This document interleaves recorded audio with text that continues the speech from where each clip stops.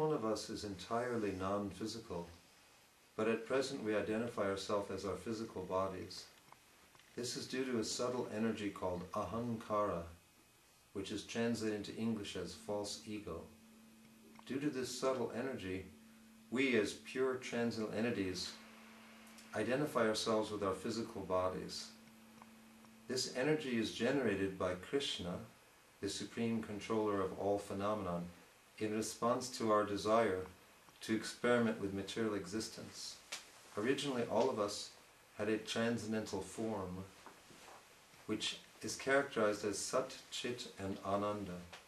Sat means immutable or indestructible. Our actual original form might resemble a human form or other forms, but never breaks down or never alters, as opposed to our physical body, which gets old and sick and breaks down. Everything in the material world, all physical objects, even those that are very powerful, like steel, breaks down ultimately due to the laws of physics and chemistry. But our actual nature, being completely transcendental, is such that our transcendental form never changes at all. It is entirely immutable. Most living entities actually stay in that transcendental position. We are among the small fraction that wanted to come to the material to experiment with material enjoyment. After a while, we all get tired of this and return to the transcendental level of existence. And the Vedic philosophy, which is the basis of what I'm describing, provides techniques to regain our transcendental status. These techniques are not artificial impositions on our mind. These are actually our real or natural states of reality or existence. But because we have been so long in this material world, millions of lifetimes, all of us, we have forgotten about our natural transcendental existence, and therefore the activities which would lead us back to transcendence seem artificial at present.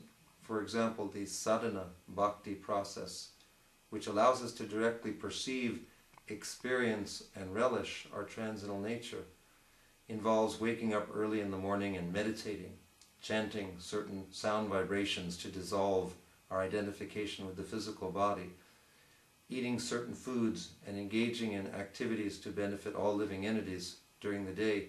These things may at first seem artificial because we've been so long out of touch with our real nature. But these activities of Bhakti Yoga are actually our natural position. And when you do them, initially it takes a bit of concentration and work to get into it. But when you experience the higher pleasure available through bhakti or pure devotional service to Krishna, you'll realize that it cannot be compared to anything else. It is so far superior. All pleasures, aside from devotion to Krishna, reach a peak and then have a decline. All mental pleasures, physical pleasures, everything that we experience, that we have experienced outside of devotional service to Krishna, always reaches a peak and then has a decline. And when it's declining, we're disappointed because each one of us deep down inside realizes that our true nature is to experience ever-increasing pleasure. So therefore none of us are actually satisfied with the pleasures available in the material world. And that's why everyone is always changing from this hobby to that hobby, to this engagement, to that activity. We're always searching for what will make us happy. No one is actually fully satisfied in the material world because the material environment is an artificial environment. We're trying to enjoy the material energy by identifying ourselves with these physical bodies. It can be compared to those diving suits which were used 100 years ago, where you had a little window you would look out and you had a big bubble head and a little window you would look through. So because it's a very artificial procedure, artificial environment, it's very difficult to enjoy when you're in that situation. So similarly, these physical bodies are like this kind of artificial environment or arrangement. We're trying to enjoy ourselves through these physical senses. But the pleasure derived from such enjoyment is very fleeting, very temporary. And in order to get this pleasure, one has to perform so many complicated and difficult things, going to work, driving, paying for a car insurance, health insurance, home insurance, so many difficulties, so many elaborate arrangements for a very small amount of pleasure that we derive through our senses, from sex pleasure or pleasure of eating or pleasure of listening to certain forms of music. And all of these pleasures reach a peak and then they decline. So we're not actually satisfied by these pleasures. But because people don't know anything else, they go on again and again trying to enjoy these things. And the bodies get old. Even the fleeting and paltry, meager pleasures derived through the physical body and mind, even those are being systematically and gradually taken away as our bodies grow old and sick and die. So the entire material environment is not set up for our maximum enjoyment. And therefore Krishna, being very kind to us, he spoke Bhagavad Gita, and Srimad Bhagavatam is spoken by great pure devotees of Krishna and also has many statements of Krishna himself.